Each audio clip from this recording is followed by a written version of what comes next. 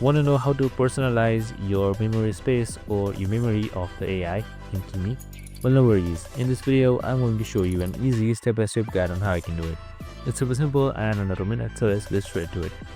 Now, first things first, you can just simply open up your Kimi.com website. Just simply head towards your web browser and type in Kimi.com and make sure you are logged in as well. So we have also created a video on how to log in, so make sure to watch it. So once you've done all of that, on the leftmost side, you should be seeing your profile. Simply select that and head towards settings right here. So now once you're under settings, you can just simply scroll down all the way until you see personalization. So right below personalization, you should be seeing memory space, and just simply like that. And now if you have any memories, it should be saved right here. Now you can just simply manage it, that is delete it, modify it, and much more. That's it. Super simple and easy. This is how you easily personalize your memory space in Kimi AI. I hope this video helped. So for more of these similar videos, make sure to like, subscribe, and tune in with us. See you in the next one.